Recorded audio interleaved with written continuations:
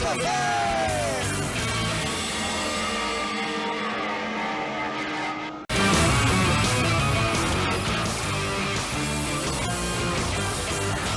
e motos café.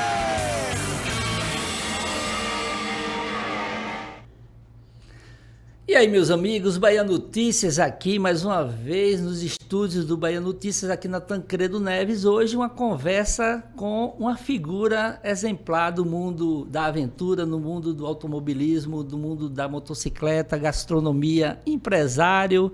Conheço há um bom tempo, desde um botelho, um cara que respira as duas rodas. Eu te conheci, na verdade, pelo meio da motocicleta. Isso. E ao longo das nossas vidas, assim, as histórias vão se cruzando, né? Então, hoje você é um agitador cultural, porque assim, você trabalha com a parte de música, trabalha com a parte de gastronomia, é amante de viagens, tem uma coluna aqui no Bahia Notícias, Davidson pelo Mundo, viajando aí mais de 70 países, aí mostrando dicas de viagem.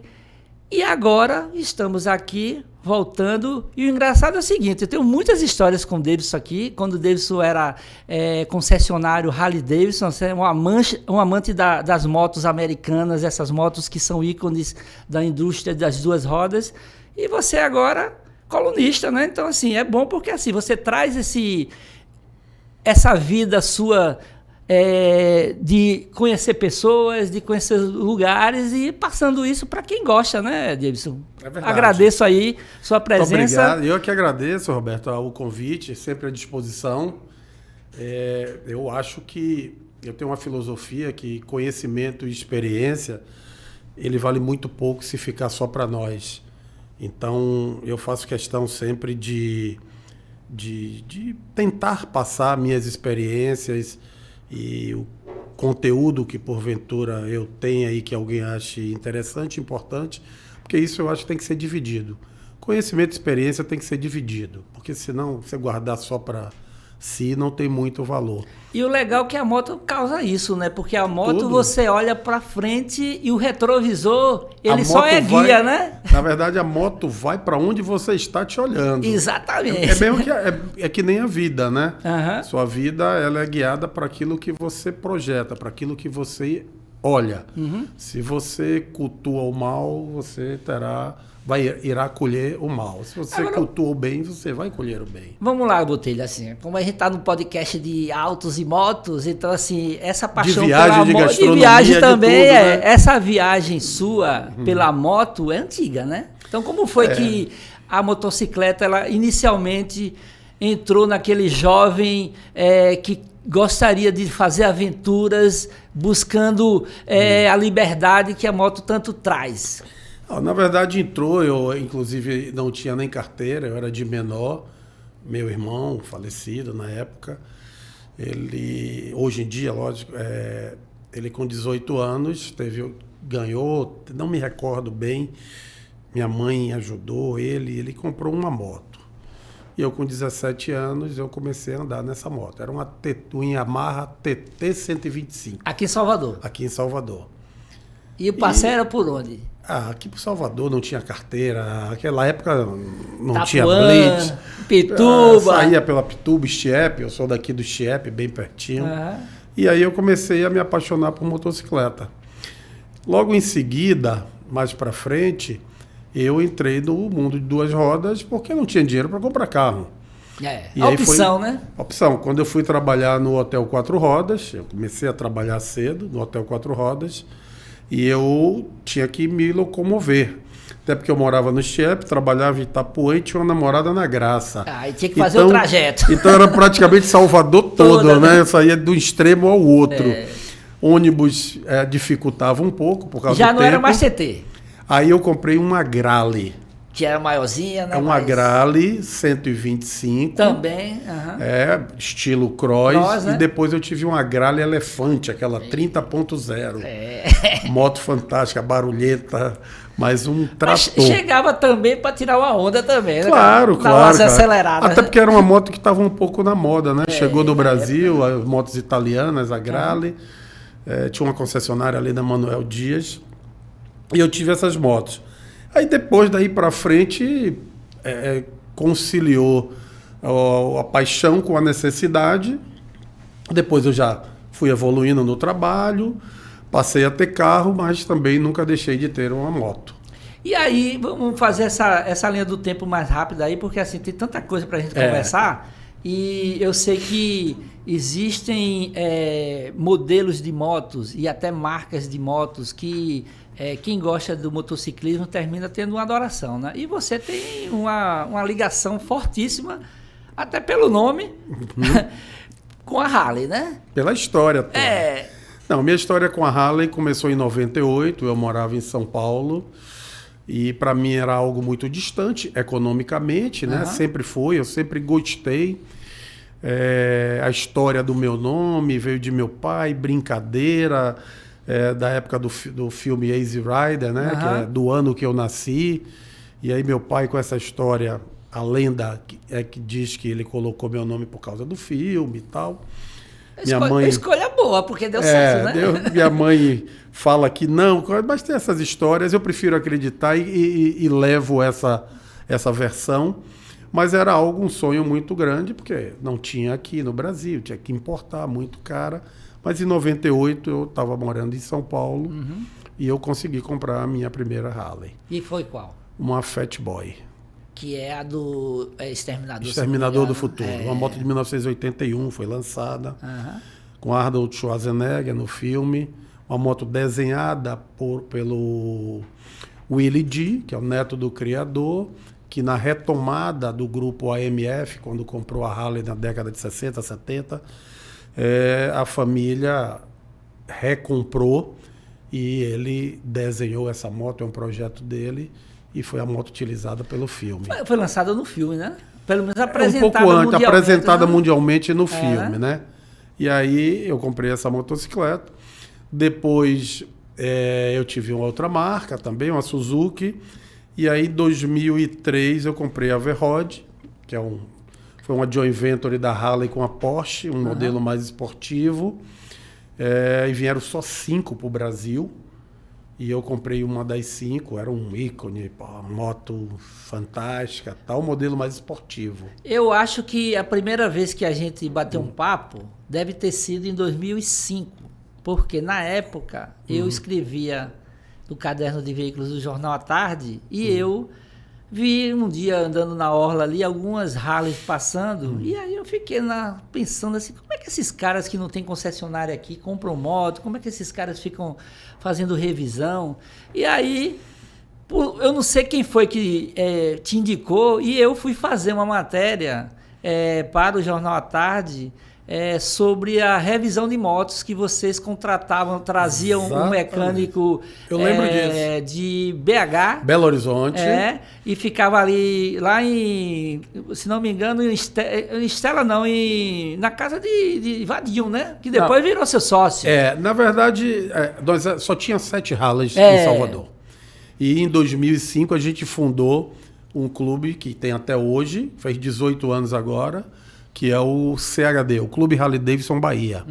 Paulo Salles foi o primeiro presidente, eu fui o vice, depois eu fiquei uns 7, 8 anos na presidência, e éramos só 7. E a gente se reunia para manutenções, a gente trazia um mecânico de Belo Horizonte ou de São Paulo, as revisões eram itinerantes, uma revisão na casa de Vadinho, outra na minha casa, outra na casa de Eugênio.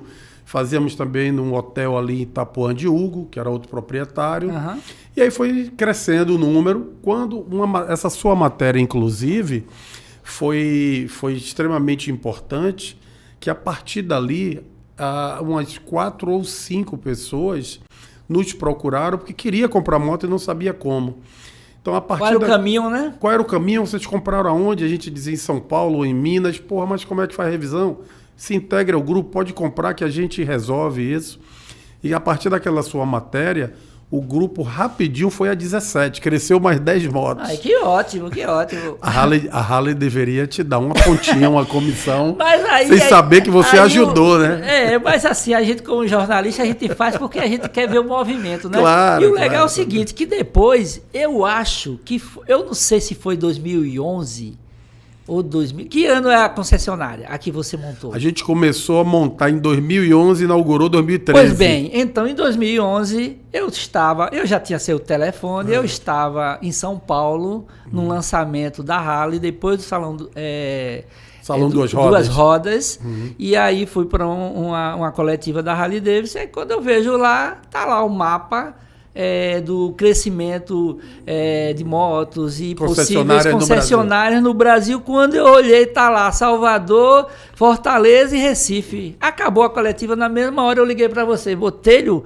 vi aqui no evento aqui da Harley, velho, quem é o empresário que está trazendo? Aí você deu uma risada. Aí eu falei assim, é você? Ele, sou eu. Eu digo, opa, quando eu chegar aí quero conversar com você. Lembro. E essa história é muito legal, porque você ficou um bom tempo, teve uma história legal em valorizar esse ícone da indústria das duas rodas. O mais interessante foi como a gente chegou até isso aí. Isso foi uma viagem para os Estados Unidos, eu e um amigo chamado Harley. Harley e Davidson. Eita. Ele é um agente de viagem, especializado em viagem de moto, com um grupo. Nós saímos de Nova York para o Pia Santa Mônica para fazer toda a viagem. Califórnia. Botamos o pé no Atlântico e depois no Pacífico. E no caminho a gente mandou uma mensagem, uma brincadeira para Harley, dizendo que os donos estavam chegando. Ei. Mandamos foto do passaporte e tal. E recebemos uma resposta. Sejam bem-vindos, e fizeram uma brincadeira. E quando a gente chegou no portão lá da fábrica, do museu, a gente mostrou o passaporte e brincou. Harley falando assim, avisa que os donos estão chegando, arruma a casa. E aí deram risada e receberam a gente. Resultado, a diretora de comunicação, Conchita, lembro do nome dela até hoje, ela é da República Dominicana, ela é uma dominicana. Ela passou o dia conosco no museu, na fábrica, tudo. Mostrando tudo. Vocês donos, né? E apresentando a gente nos departamentos. Até que a gente cruzou com o Bill Davidson, que é o bisneto, que é o executivo da empresa e tal. E aí começou, ele deu risada, aquela coisa toda. E ele falou, nós vamos abrir no Brasil, hein? Nós estamos com um plano de expansão para o Brasil. Opa! Olha. E aí peguei o contato da Conchita. Eu tinha saído da aviação há pouco tempo, menos de um ano. Tinha encerrado minha carreira na aviação, disse, eu só volto a trabalhar com algo que dê prazer. Como eu gostava de moto. E aí, menos de um ano, eu li na Folha de São Paulo. Harley Davidson chega, tal, com plano de expansão. Eu mandei uma mensagem para essa Conchita, ela me retornou com o telefone de uma pessoa e um e-mail. 2010. 2010, é isso aí. E aí, tá bom. Era Shirley a pessoa, eu comecei a tratar com Shirley, e um dia ela mandou uma mensagem, prepare um business plan, tem outros concorrentes, tem outros players, né? Tem outros players aí, prepare um business plan e quando estiver pronto a gente se apresenta aqui. Tá bom. Eram 11 pretendentes na Bahia. Olha. 11 grupos.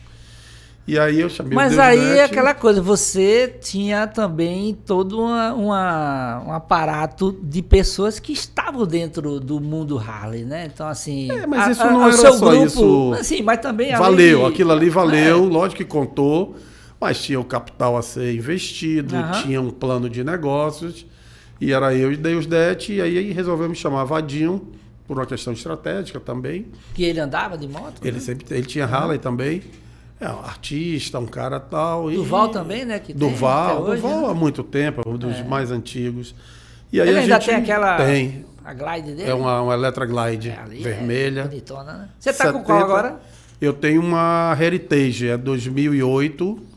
É a mesma, tá lá. E Luzber aqui é seu parceiro. A gente viajou esse fim de semana agora juntos. Qual é Ele tem uma Heritage também. Né? Eu hoje tenho outras marcas também, tá?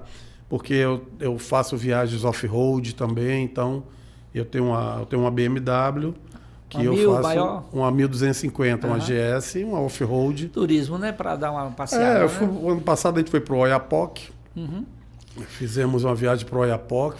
Aproveitando, porque assim eu acho que esse universo da moto traz essas histórias de viagens, você cedeu aí algumas imagens aí, que é bom que você fale, até porque vai cruzar as informações que você tanto narra na sua coluna, que aí você termina misturando também as suas experiências em locais, tanto locais conhecidos como os mais inóspitos, né? Que eu vi umas imagens aí, eu quero até que você relate alguns pontos, vamos lá, vou fazer assim, 3 pontos que você realmente foi e não imaginava que seria tão belo. Essa imagem aí fica nos Estados Unidos, o local chama-se Cadillac Ranch. Isso é uma coisa icônica. No meio do nada tem uma fazenda onde foram enterrados 12 Cadillacs de cabeça para baixo. Uau. Tem 2 versões aí. Tem uma versão oficial e uma oficiosa. A oficial é que é um designer, se eu não me engano, alemão, que ele quis montar no meio da fazenda, próximo à rodovia, uma arte. E aí enterrou 12 Cadillacs. Tem também outra versão, que nesse local foi feito um festival de rock, e a galera ficou muito doida tal, e no final cada um enterrou largou o carro lá. O fato é que isso virou um produto turístico. As pessoas rodam 200, 300, Estado 500... no Texas. Texas. É no Texas, no Texas ou no Arizona. Deserto. Fica perto de Amarillo, eu acho que é Texas. E aí as pessoas saem assim de 200, 300, 400 quilômetros de distância para passar o dia aí. Aí próximo tem estrutura de bares e tal. E esse é um ponto de encontro, assim, final de semana de motociclistas. Ah, tá. Então, o bom da América é isso, porque no nada existe uma estrutura, né? Exato. Isso é no meio do nada, mas chega aos finais de semana, você tem centenas de motociclistas. Próximo tem restaurantes, bares. Criou um produto turístico, um conteúdo. Isso é muito interessante. Essa viagem você fez quando, Botelho? Olha, essa aí eu já passei por aí já umas 6 ou 7 vezes. É sempre no caminho, né? É no caminho da Rota 66 aí. Ok. É no caminho da Rota 66. Passa aí, Paulinho, por favor. Vamos lá. Ó, aí é com a galera... aí foi um grupo... Eu sempre fiz grupos aqui de Salvador. Eu, quando era concessionário, eu fazia Só baianos aí? Baiano, 99%, talvez, um ou outro. Na verdade, eram clientes. Eu fazia 2 viagens, uma por semestre. Eu planejava tudo, pegava as motos na Harley nos Estados Unidos. Na época da concessionária. Na época da concessionária. E eu levava os clientes para essas experiências de viagens no exterior. Aí é próximo da Califórnia, do caminho de Las Vegas para São Francisco, né? Subindo descendo lá. para o litoral, né? E aí é esse caminho aí.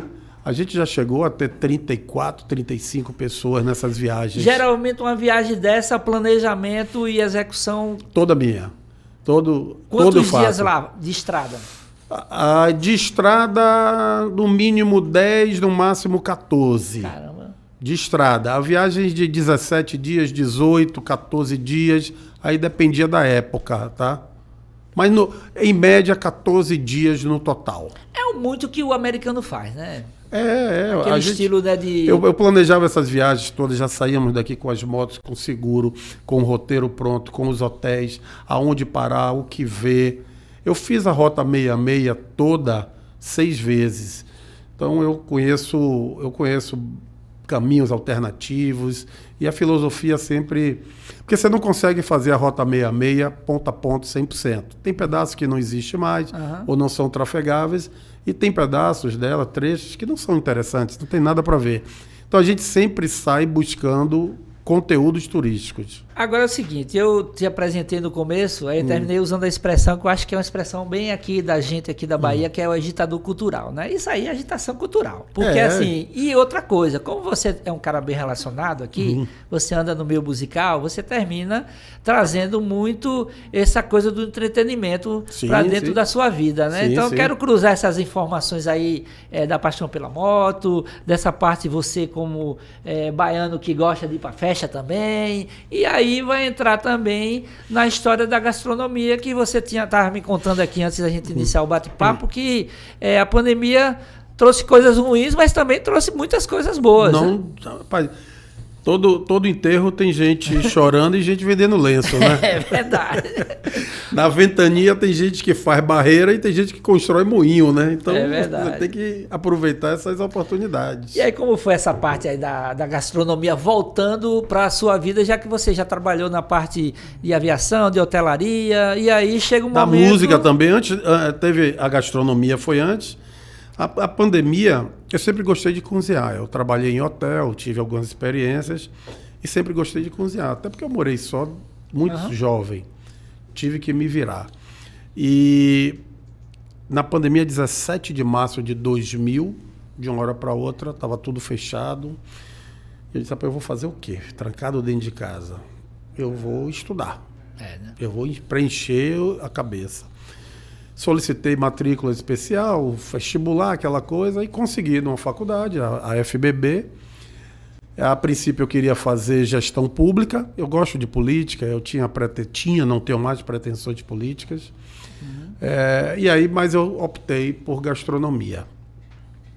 E fiz o curso todo, tanto aulas online como presenciais. As aulas práticas eram presenciais. 40% do curso é prático e 60% é teórico. E eu me formei em gastronomia. Foi uma experiência fantástica. Primeiro, voltar a estudar, estar numa sala de aula onde eu era o mais velho, né? O mais experiente, velho não, experiente. Conviver com jovens das mais diversas classes sociais, econômicas, culturais. Aquilo foi um caldeirão para mim extremamente positivo. E falar outras linguagens, até me atualizar, aprender bastante com eles, foi extremamente positivo. E cresci no que se refere à gastronomia. Professores maravilhosos, eu tive professores maravilhosos. A parte teórica, principalmente da história da gastronomia, é algo muito lindo, interessante, que vale a pena o brasileiro conhecer um pouco da origem da nossa gastronomia, o baiano. Você abre um pouco a cabeça. Como eu sempre viajei muito, e gastronomia está presente em tudo. Em tudo. É a atividade mais antiga do mundo. É comer, né? Na verdade, eu acho que a gastronomia ela cruza as fronteiras do conhecimento, né? Das várias áreas, né? Porque assim, se você gosta de carro, você tem que parar para se alimentar. E se você tem um cuidado com o seu veículo, você quer uma comida bem refinada também. Eu uma vez disse que a gastronomia é a primeira atividade humana que existiu. Aí alguém do lado fez, não, é o sexo. Se não fosse sexo, você não nascia, você veio comer depois do sexo. Veja bem, mas o sexo tem uma hora que para, mas... Comer não. Você para até de fazer sexo. Comer não, comer vai ser eterno. Continua aí botando as imagens aí, porque assim, tem muita coisa que, como você falou, a viagem, a motocicleta, a gastronomia, ela traz as experiências, até, né? por exemplo, nessas viagens todas, essa foi a primeira, essa viagem... Todas elas tinham programados restaurantes, tinha uma programação gastronômica. Todas elas. Todas as viagens que eu faço têm uma programação gastronômica. Para conhecer novas experiências. Essa foi a viagem, aquilo ali é o Chapéu Mexicano, aquele morro ali, o nome é Chapéu Mexicano. É o Tá? Aí é o Tá. Foi exatamente dessa viagem que eu fui com o Harley. Essa é uma Heritage. Essa foi em 2010, essa viagem aí. Passa aí, por favor, Paulinho. A rota 66, tá, com os amigos. Isso aí é em Illinois, Pontiac. Essa foi uma viagem na África do Sul que eu fiz. Essa foi uma viagem para a África. São dois perfis diferentes de motos. São duas propostas totalmente diferentes. A Harley Davidson é uma motocicleta excelente para o asfalto, para a realidade americana de pistas, extremamente confortável, segura. Não quer dizer que ela sirva para andar no off-road, não. É aquela história, não existe avião ruim, nem moto ruim. Cada um adequado para a sua proposta. Exatamente. Não existe nada ruim. Autos e Motos Podcast, toda quinta-feira, 19 horas, aqui no Bahia Notícias, no YouTube. Se você quiser saber notícias do mundo dos automóveis, a minha coluna sai quinta-feira aqui no Bahia Notícias e viagens aqui com o meu amigo Deso Botelho. Toda terça-feira. Toda terça, né? Eu vou pedir a Paulinho para colocar um giro de mercado, porque eu sempre valorizo aqui os eventos que estão acontecendo na Bahia. Então vamos lá, giro de mercado, solta a vinheta.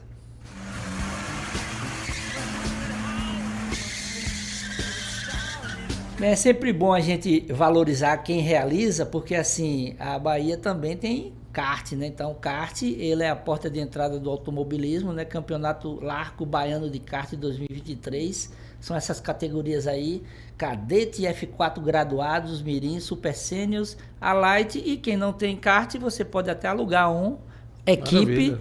E você consegue participar do campeonato. Próxima prova aí, dia 12, e na sequência tem 9 de setembro e finalizando a sexta etapa, dia 2 de dezembro. Todas as etapas são no Kartódromo Ayrton Senna e Lauro de Freitas. É bom porque assim, a galera que gosta, né, das aceleradas, é bom pra gente brincar também. Vamos lá, segue. Aí tem a segunda edição da Copa Baiana de Arrancada. Vai ser no dia... Cadê a data que eu não estou vendo? 20 do 8. Ah, pronto, 20 do 8. Pronto, obrigado aí. E é a brincadeira do 201 metros aí para você conquistar aí o título da Copa. Segue. Aí tem a turma do Apanhado Esporte, Manobras Radicais, Copa Baiana também, dia 3 de setembro, no estacionamento do estádio do Barradão. Eu fui à última edição, é um campeonato bem interessante, porque assim a galera sai do dia a dia de ficar fazendo pega na rua para fazer manobra em uma área fechada, né? Com segurança. Federação de Automobilismo da Bahia fazendo o apoio e a Sudesb também apoiando. Isso é legal porque assim é você profissionalizar o esporte a motor, né? Na sequência... E vem aí, 1º de outubro, Rally Salvador, inscrições abertas no Simpla, categorias 4x4 e 4x2. Existe uma prova mista para a categoria 4x4 e em breve tem mais informações, mais detalhes aí do Rally da Chapada, 5ª edição. Rally da Chapada não, Rally Salvador, 5ª edição. Na sequência, tem mais algum? Não. Pronto. Voltamos aqui. Eu quero aproveitar e mostrar, tem algumas imagens aí, eu acho que são imagens da fábrica lá, da Harley, né? Que, tem. E tem vídeos também que você terminou mandando. Como é que é essa fusão aí que você faz agora na sua coluna? Aí, Índia, né? Foi em Abu Dhabi. Emirados Árabes. Emirados Árabes. As experiências da vida, né? Vamos lá. Eu já conheço 70, aí é na Noruega. É o seguinte, a ideia de escrever a coluna de turismo veio para aquilo que eu te falei. Eu acho que eu não posso guardar só para mim minhas experiências e meu conhecimento. Através dos meus depoimentos, eu acho que eu incentivo as pessoas a viajar. Eu tiro o medo, quebro barreiras, preconceitos. Eu sempre disse que a maior faculdade do mundo é viajar, e isso eu cultuei para os meus filhos. Essa foi a última coluna sobre turismo rural. Eu incentivo aos pais que podem propiciar aos seus filhos viagens, porque viajando existe um crescimento do ser humano. O ser humano que viaja, ele é diferente do que não viaja. Ele começa a quebrar barreiras, preconceitos, entender o mundo, entender as pessoas. E toda a minha viagem, ela tem um propósito. Eu não viajo para ver ponto turístico simplesmente. Fazer um paralelo aqui. Eu não vou a Paris para ficar tirando fotos somente na Torre Eiffel. Lógico que eu vou lá. Mas eu quero saber um pouco a funcionalidade da cidade. Eu já fiz 2 vezes o tour dos esgotos de Paris, coleta de lixo. Eu gosto, eu me interesso por essas coisas. Saber da vida do cotidiano. Do cotidiano. Né? Eu não vou somente onde o turista vai, eu vou onde o local vai para comer, para se divertir. Aquela coisa, se misturar. Viver a cidade. Viver a cidade. E eu gravo, fotografo, escrevo, anoto e depois eu trago isso como experiências. Eu passo essas experiências para um político amigo. Tem uma imagem aí, se você puder voltar, que é interessante para retratar mais para trás. É naquelas fotografias anteriores, não é da coluna, não. Nas fotos, Paulo. Nas fotos. Essa é mais uma. Isso é na Noruega. Essa aqui. Esse é o típico exemplo do que eu estou falando sobre as minhas viagens. Isso é uma ciclovia de 62 quilômetros. numa estrada chamada Atlantic Road, que é belíssima. Essa ciclovia foi construída sobre uma mata que beira o mar, o rio ali, uma lagoa, e foi a forma que eles acharam de não agredir a natureza, de conviver harmonicamente com a natureza. Ela é toda de ferro, vazada e com angulação do furo de acordo da angulação do raio solar, da localização e tal. Então, ela vai margeando... Integrando a ela relevo, convive, ela vai margeando esses relevos e embaixo dela tem a vegetação. Não precisou matar a vegetação, destruir a vegetação para construir uma ciclovia. Eles acharam a solução da Noruega que vive harmonicamente. Não deixou de ter uma ciclovia que virou um produto turístico. São milhares de pessoas andando nessa rodovia que tem pontos turísticos lindíssimos, belíssimos, e virou um produto turístico. Então as pessoas vão do mundo todo para aí. Então, aí eu peguei, fotografei, escrevi tudo isso, e na época mandei para o prefeito e para um vereador amigo. Dá para a gente fazer uma ciclovia saindo do Cristo, passando por trás do Clube Espanhol, do Otton, do Salvador, indo ali onde tem um camarote Salvador, para sair lá no Suquiaque, lá na frente. Olha um exemplo que dá. Então, nas minhas viagens, eu gosto de trazer essas coisas para a minha cidade. Na verdade, você está trazendo uma proposta, né, que deu certo, né? Tudo que eu vejo que tem uma funcionalidade, que tem a possibilidade de ser operacionalizado, trazido para a nossa cidade, eu vou com esse olho clínico também. Já planejou a próxima viagem? Já tem algumas viagens planejadas aí. Qual é a mais próxima aí que você está ansioso para ir? Eu tenho locais aqui que você já... eu tenho em janeiro... Para onde? Que você já foi ou que você nunca foi? Eu tenho ido em janeiro para Costa Rica. Eu passei na Costa Rica, mas não conheci São José, mas assim, a trabalho.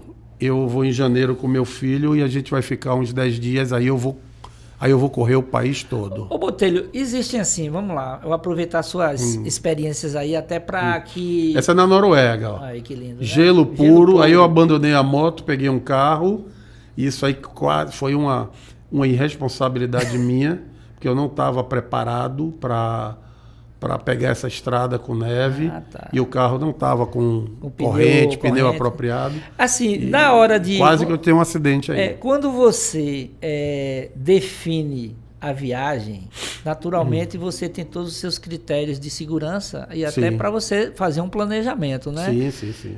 Dá uma dica para quem é viajante iniciante, né? Assim, como é que você consegue realizar uma viagem dentro de um planejamento mínimo para que você consiga trazer uma história para contar, né? Porque viagem é basicamente isso, você traz histórias para contar depois. Bom, a primeira coisa... E que essas histórias sejam boas, né?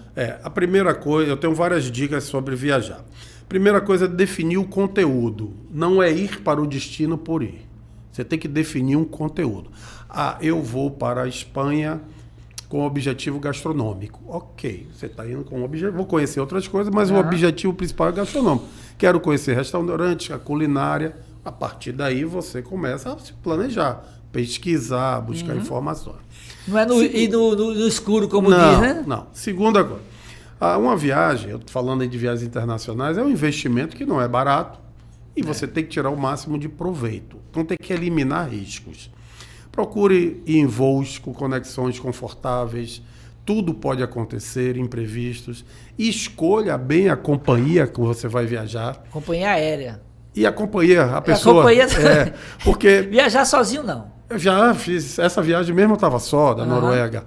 Porque às vezes você se empolga assim e convida pessoas que não têm os mesmos hábitos seus. E aí você complica uma viagem. Tem gente que não gosta de andar. E eu adoro andar.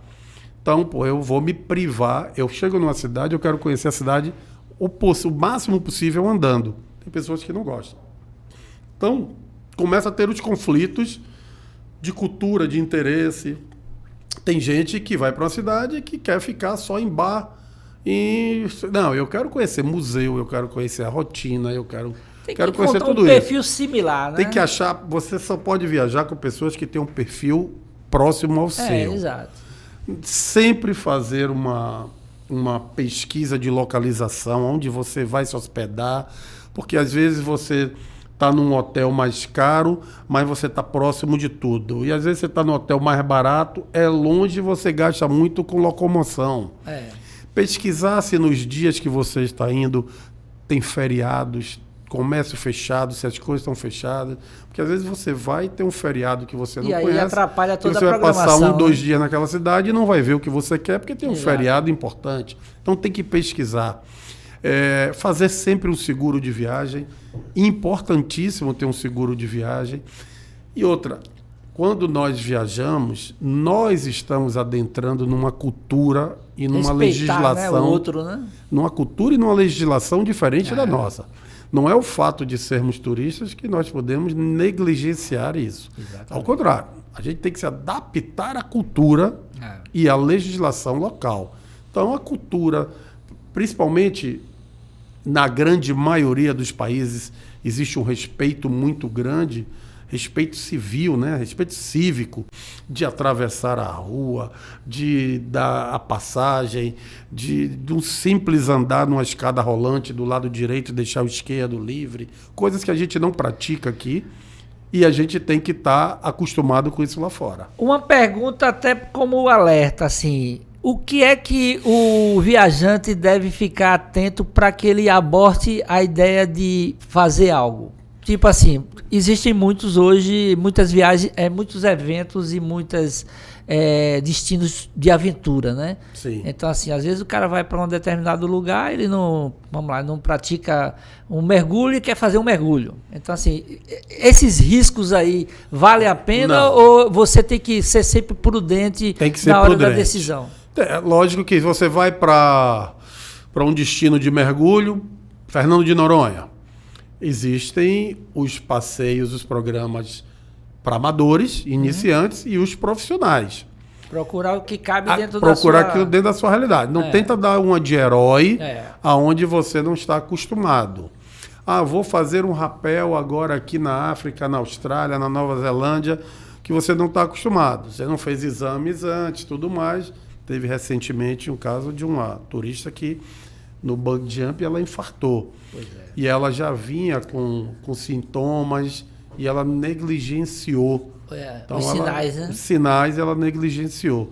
Então, o importante é tomar todos os cuidados para não transformar a viagem, que é algo de lazer, prazeroso, numa dor de cabeça, né? Você tem que fazer uma viagem dentro dos seus limites, dentro daquilo que é a sua realidade, lógico, conhecendo coisas novas, mas não pondo em risco toda uma programação e um investimento que não é barato. 2 perguntas em uma. Qual foi a viagem que você fez e você realmente se surpreendeu em relação ao destino que você nunca ia imaginar? E qual é a meta de ter uma viagem dos sonhos aí? Porque assim, quando você conclui uma viagem, que foi uma viagem dos sonhos, sempre tem uma outra na frente, né? Então assim, o caminho da estrada tá ali, né? Então... Tá. Eu falo para você, já conheço 78 países, toda viagem para mim é maravilhosa. Há 15 dias atrás eu fui para a Feira de Santana, com Luzbel, inclusive, o grupo de motos, o aniversário de um amigo. Foi uma viagem maravilhosa, viagem de 100 quilômetros, um hotel muito bom, novo, em Feira de Santana, uma festa maravilhosa, uma experiência nova. Só o fato de mudar o ambiente. Quando se fala de viagem, não é só para a Europa ou para os Estados Unidos. Viajar para Praia do Forte, para Feira de Santana, é uma viagem. Aqui na Isso região, tudo é uma viagem. Depende da expectativa e o que você construa nessa viagem. Uhum. Então, eu gosto de todas as viagens que eu fiz, eu gostei. Mesmo as que aonde deu errado, serviu como experiência. Mas tem, assim, alguns destinos que se destacaram. Eu acho que o local mais bonito que eu já fui na minha vida é a Noruega. A Noruega é, assim, algo diferente. Imponente, os fiordes, aquelas estradas. É o país dos túneis, das pontes. É algo assim grandioso. Eu fui lá, eu fui ver a Aurora Boreal lá no norte e fui no lugar que é o maior porto de bacalhau do mundo e que eu queria ver. Qual é a proposta? Eu quero ver um bacalhau, eu quero ver a cabeça do bacalhau. E eu descobri que lá bacalhau não é peixe. Acho que tem uma foto. Né? Tem a foto. Cadê? Mostra aí. Inclusive, bacalhau não é peixe, tá? É o quê? É a forma de fazer um prato. Ué. É como carne do sol. Entendi. Você tem carne do sol Tem a foto de um bacalhau aí da do peixe aí cabeça. que a gente ficou na dúvida, mas puxa aí, bota aí no... Eu disse assim, eu vou ver a cabeça de bacalhau, que todo mundo diz que não existe, Não eu fui existe, ver. mas existe. E outro destino que me surpreendeu bastante, tem a foto também, foi a África do Sul. Joanesburgo, uma cidade que tem suas diferenças. Aí, a cabeça do bacalhau. Pois é, rapaz. Na verdade, não é bacalhau. Tem 3 tipos de peixe que faz o bacalhau. É o site, o outro, se eu não me engano, chama-se codfish, e tem um outro. Desses peixes, através do método de salga, é que faz o bacalhau. É como se fosse a carne do sol. Certo? Mas eu fui ver a cabeça do bacalhau lá, fui ver tratar, chegar no porto. Então, existe sim a cabeça do bacalhau. Sim, aí você estava falando... Olha aí, isso aí. Só para... Aqui fala o bacalhau, na cidade chamada Kristiansund. E é interessantíssimo, Roberto, que eu estava lá e estou vendo os containers chegando e tal, e eles rotulando os destinos. E aí colocou o nome lá, do Brasil, Destino Brasil. Aí eu disse assim, isso vai para o Brasil? Aí entrei para ver tal, um monte de container indo para o Brasil. E aí eu comecei, o senhor, o dono lá do galpão, o exportador, grandão, norueguês. E aí ele perguntou de onde eu era, eu disse que era do Brasil. Ele, qual cidade? Eu disse, Salvador. Ele disse, eu conheço Salvador. Olha. E aí ligou, pegou o telefone e ligou para alguém e tal. Daqui a pouco desce uma menina, filha, secretária dele, alguma coisa assim, com um caderno cheio de fotos. E aí ele saiu catando... Mostrou fotos daqui. Ele numa foto na inauguração do Hiper com Mamé de Paz Mendonça. Era o pai dele quem mandava o bacalhau, o exportador para Paz Mendonça, para Mamé de Paz Mendonça. Como o mundo é pequeno. Pequeno. Aí eu disse, rapaz, esse é Mamé de Paz Mendonça. Ele é... Eu fui com meu pai, ele de suspensório, de bermuda, sapatinho, o pai dele e Mamé de Paz Mendonça. Suando que só na Bahia. E Mamé de Paz Mendonça na inauguração do IPA. Eu disse, eu moro nessa cidade. Eu fui conhecer. Que onda, meu pai foi o exportador de bacalhau. Aí, pronto, são histórias que a gente vai criando. E nessa cidade, aí eu fui ver a Aurora Boreal e tal. E eu estava falando da África. E eu fui para a África do Sul. Eu queria conhecer um pouco da história de Mandela, que para mim é um dos grandes homens da humanidade de todos os tempos. Para mim ele é o positivo. Eu fiz outra viagem para conhecer o negativo, que foi Hitler. Aí eu fui conhecer a história de Mandela. Aí eu fui na casa de Mandela, eu fui na escola, fui no museu. Depois fui para Cape Town. Com aquela BMW, né? Aí fui para Cape Town, que é uma das cidades que me surpreendeu. Você perguntou o que é que me surpreendeu. Cape Town. Isso aí na Noruega, aquela estrada que eu disse, tem a ciclovia nessa estrada toda. Aí chama-se Atlantic Road. Na verdade, velho, nem parece que parece um presépio, parece uma maquete. Parece que é exato. É uma maquete. Olha assim, é de verdade, é de verdade. Então, assim, eles conseguem... Isso é no norte, lá perto de Kristiansund. Uma estrada de 62 quilômetros. Região dos lagos também, muito né? E tem uma ciclovia que vai beirando tudo isso. É uma coisa mais linda do mundo.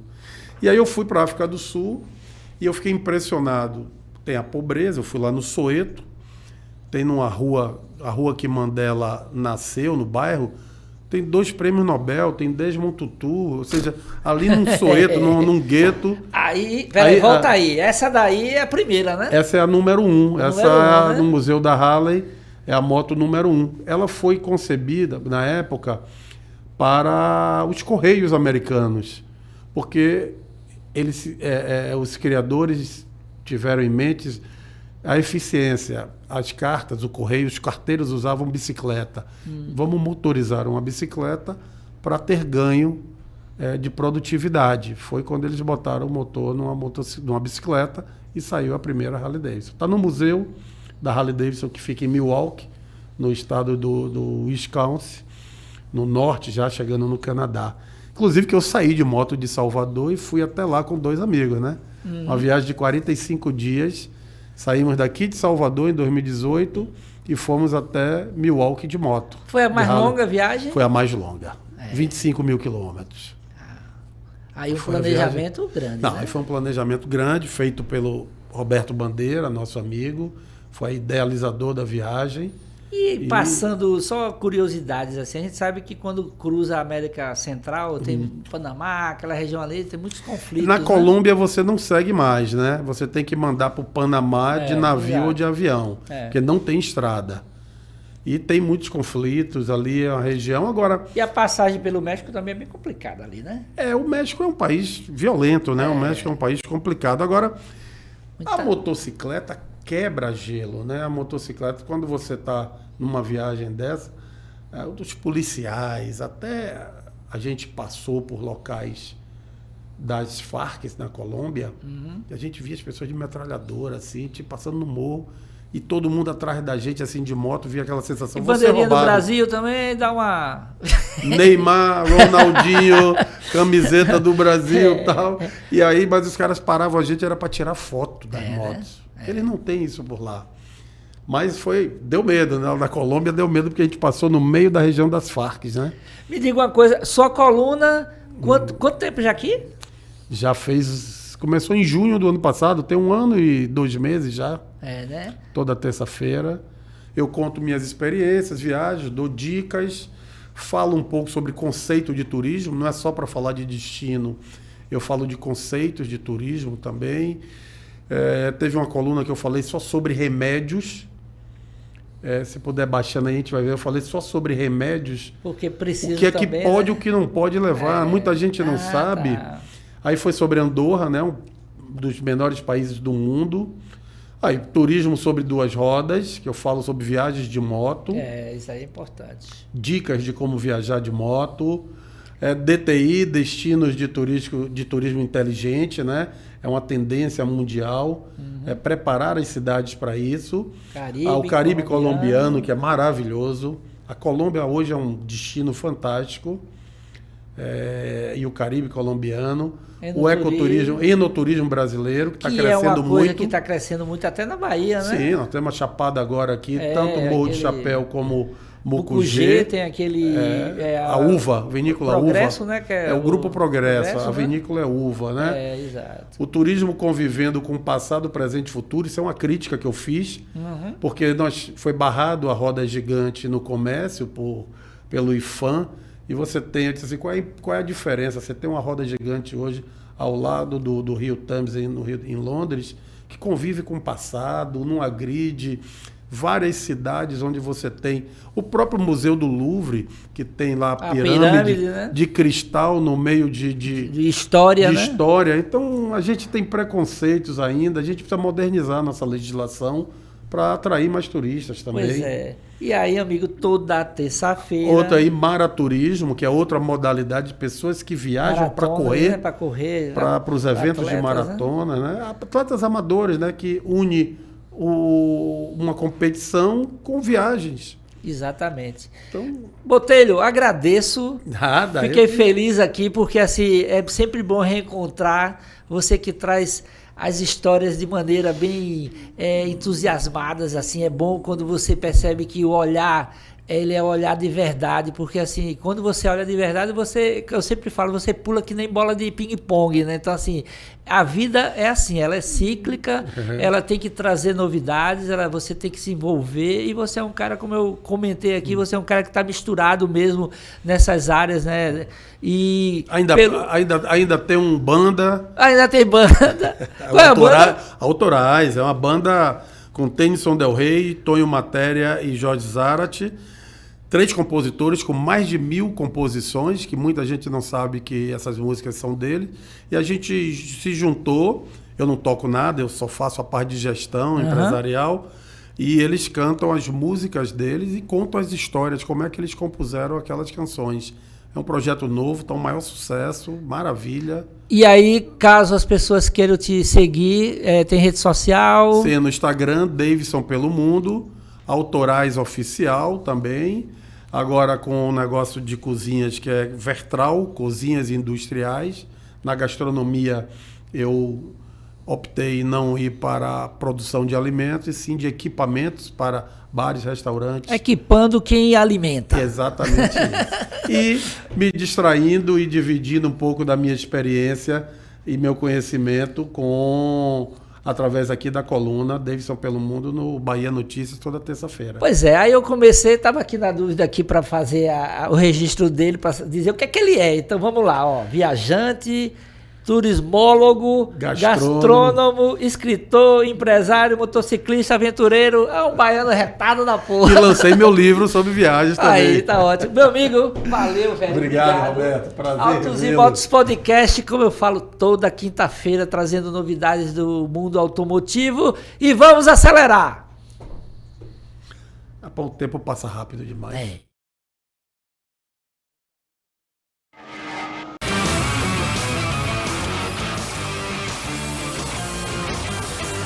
Autos e Motos TV.